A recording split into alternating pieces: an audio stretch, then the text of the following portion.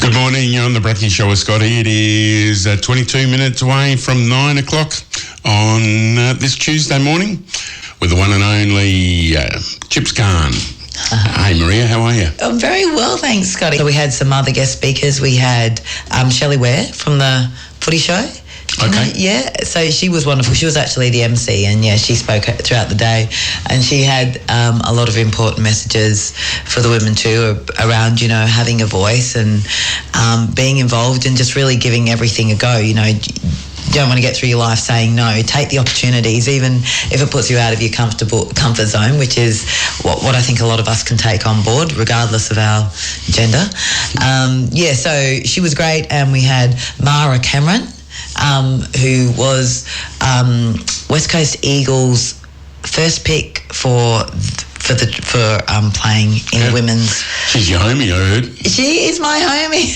Yes, I met a couple of not local, but legends. I was hanging out with 4 of the West Coast Eagles women's players. Fantastic. On Thursday night, along with Tui Winetti, who's a legend in her own right. Yeah. Kath Tui, Dan, who is a broom sports star. Did Emily go down with you as well? No, Emily was supposed to, unfortunately. She wasn't able. I know, because Emily knew those girls, and that was Kate Orme, Baz, who's Chantella, maybe Barry, and Alicia Janzi, we called her. I was nicknaming with those legends we were talking about. Did you tell them that you were an Essendon supporter and they still accept you? Strangely, Scotty, you left that out, did you? That didn't come up in conversation. Oh, you didn't turn around and say West Coast Eagles. I love the West Coast Eagles. You did go that way. I don't think they needed me to say that. I was just like tell me all about it. Tell me about your injuries. So they were just, they had some funny stories to tell, and then one of them was talking about how much she has to eat to the point of stuffing herself before a game, which doesn't work in everyone's favour, and not everyone has to carb overload, but she literally overloads.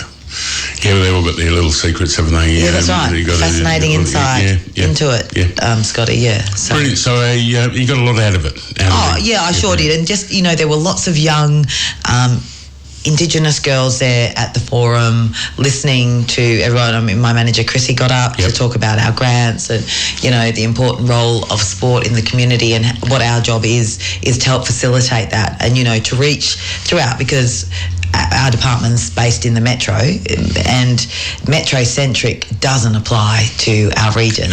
No. Especially as remote as we are. I think a lot of people still think that we're just a suburb of Perth. Yeah. Now we can't, we are in a town now where we can't even buy socks and jocks, Scotty, which is a little bit sad, isn't it, with the closing of Target? Anyway, I have segued. But yes, so, there are challenges, basically, is my point, Scotty, in living this remote. And, sport's a great way to bring everyone together and tackle the challenges of making sport as accessible to everyone as it is in the, Metro Perth. Yeah. And how are you going to sort of get what you've learned over the last week or the last few days?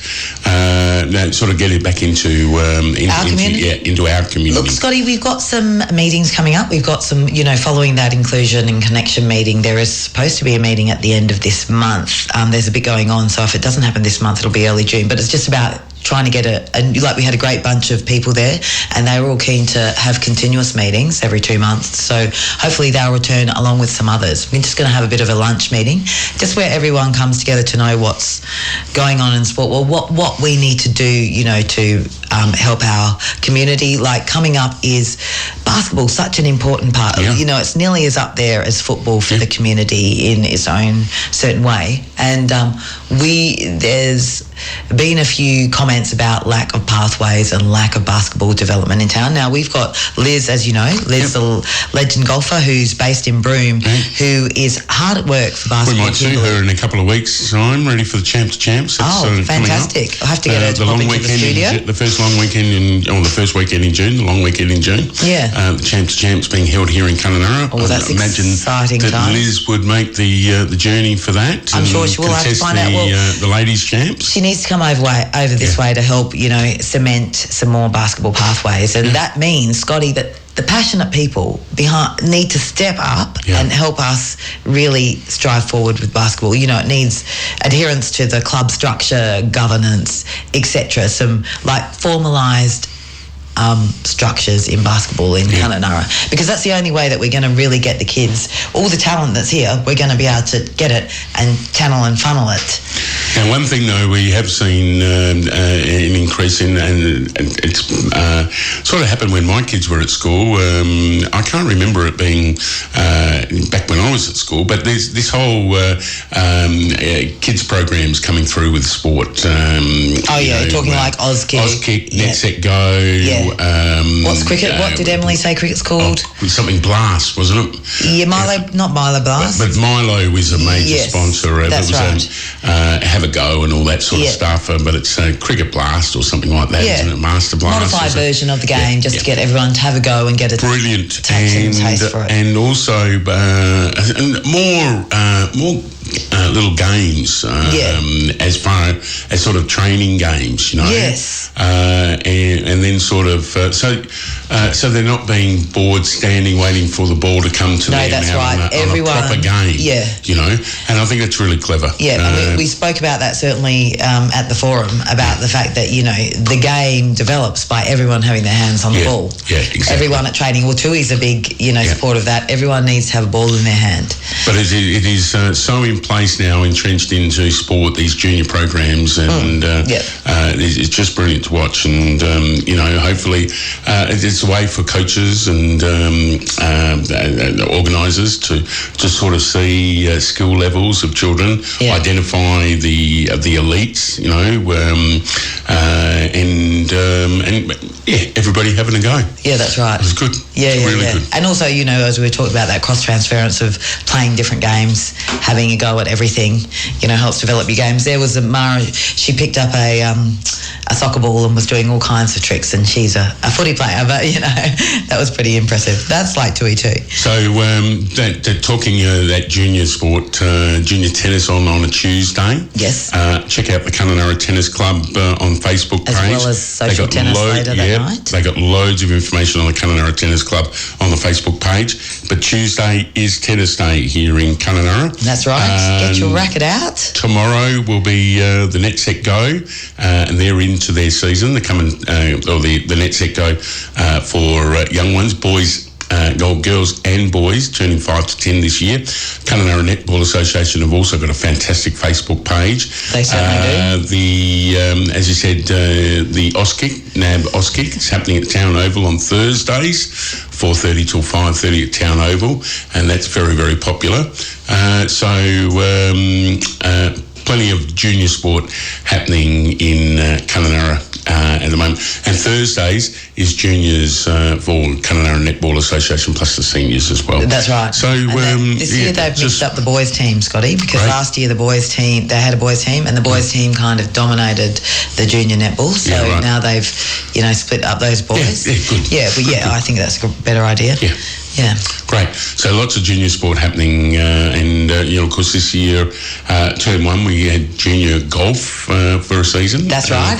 We 10 had weeks. Rugby. That was the first time I've seen juniors out hitting a golf ball. I know. It was fantastic. It was very really great good to see. And such a just lovely on course. that, the kids coming out, and there were a couple of kids that have gone out with their mums, their dads, and hit golf balls, and were pretty proficient hitting golf balls. But to see children not being able to hit a golf ball very well to start with, and then absolutely smoking them. Oh wow! Okay. 10 weeks later is just really great to see, and that really is the game of golf. You've definitely got to stick. And look, can I just put it out there to not so junior people in our community? It is about having a go, isn't it, Scotty? Because if we think about you when you got on the golf course a couple of years ago, absolutely. Compared to where you are now and your skill development, and so many people down there, and sports in general, practice makes perfect, and you got to keep it going. And, that's right. And while I wouldn't recommend you take up something like footy at 46, Scotty, or think you can pop down to training and not possibly hurt your knees, I know someone who had a go doing that. Anyway, stick to other pursuits, at a certain age, people. Maybe. Maybe not. What should we talk about? You got any local footy? I couldn't find the girls, Scotty. I do have some... too late in... I'm going to... You keep talking. So we've got the Ord River Magpies defeated Bow River Blues. 82 to 33. We got the Yargi Doctors. Just looking at the Facebook page. No worries. East Kimberley Can you find the women's League? They defeated the Kurrarungu Roos 76 to 71. We're talking round 5 results. We surely are, Scotty. So, what did you mention? The Ord River Magpies defeated Bow River Blues. A good win over the Bow River Blues. Yep. The Yardi Dockers defeated the Roos. That was 5 points. That's right. That was a close game. Halls Creek Hawks defeated the Warrangary Crows by a substantial amount. Yeah, a substantial amount. Yeah, 4 goals or something. 46. 3.5 goals. Warman Eagles defeated Port Wyndham Crocs, and the Yearly Power defeated Kununurra Demons. They smashed them. Yes. 64 points. They surely did. And I don't know about the women's We can't find the women's, sorry. So I do know that Where did the women play? The women's Crocs got defeated too, but only by 1 or 2 goals. Joey from Gandua said, who plays for the Crows. Crocs, sorry, Joey. Sorry, Crocs. Yes. Yeah, I don't know about the rest of the... but look, I do recommend that, once again, on Facebook, that you save the East Kimberley Football League. They've got a great page on Facebook. Really all sports should have I was just going to say, I think most of them do, Scotty. I think, great. And also someone told me actually that Instagram is having a greater reach than Facebook. Now, I know that Facebook certainly has a powerful reach. It's been there for a long time, but I know that a lot of people and of a certain age like to use things like Instagram and Snapchat and things like that. Yeah. It's us oldies. So I think maybe the message is with Facebook. The message, Scotty, to get more messages, more of your messages out, is be on a couple of forums. Yeah, exactly. Absolutely. If you were clever, that's what you do. Absolutely. So well done to the East Kimberley Football League. Round 5 on Friday. Putting together a great season this year. Yeah, on Friday we'll have a look and see whether we can update you on next week's games, where they are and where they're playing. So that'll be round 6. Now, slipping to another form of football, soccer. Did you hear about Samantha Kerr? I did hear something. She's a superstar. Won the Golden Boot. Yes, we knew that, but she's actually won the Golden Boot for the top goal scorer in the English Premier League. The WSL or something like that, Women's Soccer League or something like that. Yes, pretty fancy. And her team also won the Premier League title, which is brilliant. Maybe a lot to do with her. Brilliant, yeah. Well, she is a superstar, absolute superstar. Now, and, we love her. I can't wait till, I really love the World Cup. I mean, I think I've thrown myself into some exciting games. And even definitely the FIFA Men's World Cup. I mean, it's the best of the best. But the last Women's World Cup was fantastic, and I really look forward to when that rolls around. It's a shame they only roll around every 4 years. Yes, talking of every 4 years, yes or no? Is it going to happen? Should it happen? Is that what you're saying? Okay, well, let's do 2 questions. First question is the Tokyo Olympics. Yes. Should the Tokyo Olympics happen? Scotty, Just a yes or no. We're not needing... Really? Oh, okay, we don't have time to go... I can't answer that, Scotty, to be honest. What would you say? What was that? So should it go? Will it go ahead, though? Yes. Will it go ahead? Do you think it will? I'd have to think it won't. Yeah, I think it's going to be pulled. My personal opinion, I think it's going to be pulled in the right at the. Do you think so, Scotty? Because I was just going to say, surely they'd have to. There's so much to consider. They're going to have to make a call. It's going to be a disaster. Earlier than later. It's going to be a disaster if people come from all over the world and all of a sudden, I mean, for a start, there is a huge anti-Olympics in Japan already because of COVID-19. There's huge. Oh wow, the country hasn't kind of got behind it. No. Yeah. No. That's right. And I think that says volumes. Yeah, I think so too. And I think it'll probably... The country has got to be, the host country has got to be behind the Olympics. Celebrating it rather than... You know, and that just goes without saying. So probably this is going to give the country the impetus to it's a shame because I really do love the Olympics. As we all do, Scotty. Everybody does, and most people do, but I think there's probably a bit more realism in the world around it, Scotty, that it's a big no from most people will probably be expecting that it won't go ahead. No, I don't think it should, and no, I don't think it will. Yeah. Oh, that's very sad, isn't it? It is. And you've got to feel for these athletes that the possible pinnacle of their career. But what the fact that they train to be absolutely at the top of their game. On the top of their game to peak on the particular day that their event is going to run. It's incredible the way they do it. So, I really feel for them because considering that they were supposed to peak in July last year and then they're working to peak in July this year. And it's not just missing out on the physical performance, Scotty, it's the ripples of the mental impact, isn't it? That you spent all your life. Like, they must have missed out on so much to be where they need to be for the Olympics. But I'll give it up. But, everyone's got... So that's a big story at the moment because that's rushing towards us. It's only a few weeks away, so we'll see how that pans out. Yes. And, if they can do something drastic with COVID-19 in the next few weeks. But, we are talking of, 100 and something countries all coming together. There will be people that had it. It does sound particularly... let's have a look at the AFL round. And Scotty, I just mentioned that, that unfortunately Ash Barty lost her latest tennis final on the clay. She's doing very well in there. She had 16 wins on the clay, so it was kind of... Yeah. I know, and of course the French Open coming up, next week? Oh, is it, Scotty? You're onto that? Yeah, I just heard that. I don't exactly know the dates, but I did hear that it's coming up. That it's coming up. It's rushing towards us. So the French Open, and she's a bit of a star on clay. Yep. So hopefully she'll do well at the French Open. It's an unusual. I don't know much about tennis. I'll admit that, but it's a bit of an unusual surface, isn't it? Clay. Yeah, a different whole. Yeah, different. Yeah. Well, we had a lot of circuit courses. What do you call them? Courts. Around Australia that I suppose not necessarily clay, but they were made out of hard substance. Yeah, they were made out of ground up termite mounds. Really? Yeah. I didn't actually know that. That's a great bit of trivia. Did you get that in one of your trivia nights? Yeah, well, I don't know, I read it somewhere. But they used to ground up termite mounds and I suppose apply water and things like that. Make it if you haven't used that question, I recommend you use that question. So, some of those bush courts, termite mounds. Wow. But I love driving into tiny little country towns. We did it when we played golf in Victoria. Drove in and we saw the most incredible grassed tennis courts, really well manicured and things like that. It was just a real sight to see.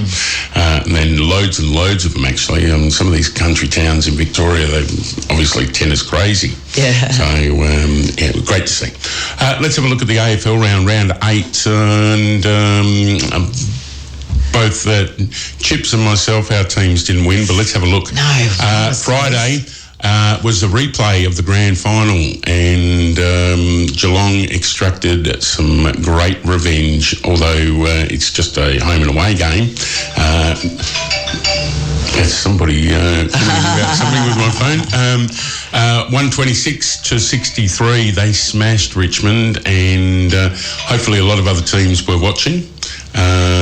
So they know how to beat almost an unbeatable team, Richmond. That's right. But Geelong played very, very well. That was pretty phenomenal. On Saturday, there was a whole bunch of games on Saturday. Well done to St Kilda, who beat the Suns. The Suns were looking good, but St Kilda came over the top of them in the last round, in the last quarter. They had a 9-point win. Your mob got beaten by the Giants. Only by 2 points. Yeah, nice. Essendon by Giants and they were played in Sydney. 17 played 18. Collingwood on 17th place beat the last place North Melbourne by 18 points. Melbourne's still top of the ladder. And they beat the Swans by 9, and showdown down at the Adelaide Oval on Saturday night. Port Adelaide had a big 49-point win against the Adelaide Crows. Oh, Scotty. 3 games played on Sunday, and well done to the West Coast Eagles, who beat Hawthorn. The Western Bulldogs. They won by 16 points over a well-performing Carlton for 3 quarters. They were looking good, but West Coast Western Bulldogs 16-point winners, and the Dockers got done in Brisbane by 24 points. Cool. Oh, okay. Okay. Well, that was another couple of great games out over the weekend, Scotty. Now, what I have to mention is that coming up from the 17th to the 23rd is National Volunteer Week, which is, a really exciting time in the community. Hopefully, I'm going to try and put together a lunch where people can just pop in and, have a little bit of refreshment. Thank you to all the volunteers out there. Yet to lock that in, Scotty, but if I manage to do again, it. I was busy looking at my phone. Volunteer Week. Do we need to hear what someone's... No, don't worry about it. It's just like we should be recognising our volunteers within clubs and, who help out in local sport every time they turn up. But, that's not always possible. So take the opportunity to thank and recognise your volunteers. The theme this year, Scotty, is recognise, reconnect, reimagine, and recognise, celebrate and thank volunteers for the vital role they play in our lives, reconnect to what is important by giving our time to help others and ourselves. It's a two-way street, isn't it, volunteering? Yeah. You do it for yourself as well as for your community. And isn't it very, very evident in a small town like Kununurra and a smallish region? Yes. Or we've got a big region with the East Kimberley, but very small, and, our closest town, 100 kilometres away. It's very, very, and they're in the same boat. It's very, very evident, isn't it? These volunteers, they're very, very high profile because you see them out there doing bits involved and pieces in all the usually time. Not just one sport. And it's not only sports, it's also lots of clubs and recreation. Oh, yeah, for sure. It's amazing. Giving up your time to make other people's lives better. And you know who you are, and you are very, very has special. a rebound effect back to You're yourself. very, very special. You know who you are.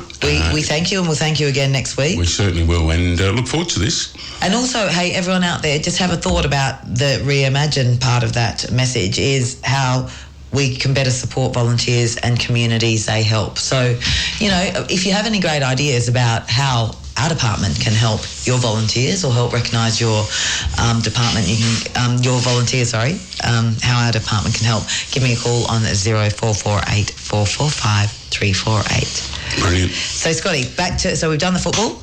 Is it time to talk about golf? It is, and a very, very happy Mother's Day to you on Sunday just gone. Oh, why thank you, Scotty. Happy Mother's Day to all the wonderful mothers out there. We're all doing a top job. Hopefully you got spoiled.